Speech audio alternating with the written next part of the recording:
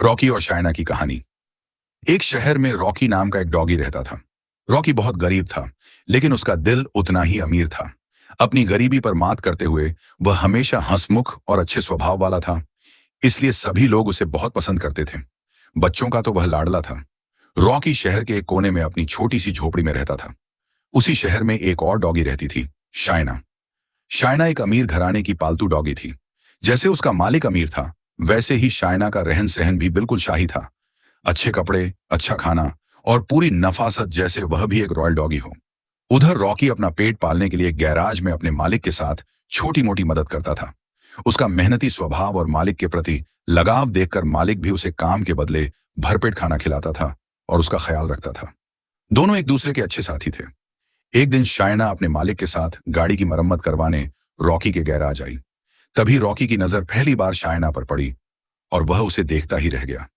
शायद इतनी सुंदर डॉगी उसने पहली बार देखी थी। उसका मन बार बार शायना को देखने को मजबूर हो रहा था, मानो रॉकी को पहली नजर में ही शायना से प्यार हो गया हो। कुछ समय बाद गाड़ी ठीक हो गई और शायना अपने मालिक के साथ चली गई। पर उस दिन के बाद से रॉकी हमेशा शायना की याद में खोया रहता। हर जगह उसे शायना का चेहरा दिखाई देता।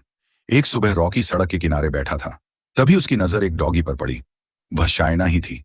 वह अपने मालिक के साथ टहलने आई थी। उसे देखते ही रॉकी के चेहरे पर मुस्कान फैल गई। जैसे पहली बार देखने पर उसकी हालत हुई थी, वैसा ही फिर हुआ। उसका दिल तेजी से धड़कने लगा।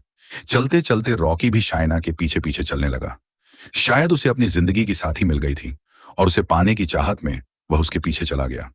पीछा करते करते वह आखिर शायना के घर तक पहुंच गया। शायना का घर देखकर रॉकी दंग रह गया।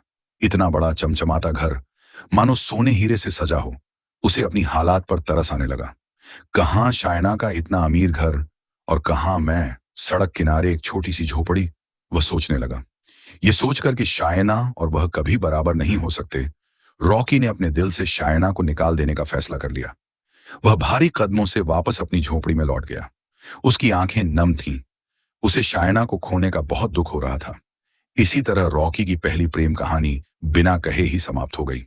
अगले ही दिन रॉकी हमेशा की तरह अपने काम में लग गया। उसने अपने भीतर के प्रेम को खुद ही दफना दिया। क्या आपके साथ भी कभी ऐसा हुआ है? तो वीडियो को लाइक एंड चैनल सब्सक्राइब जरूर करना।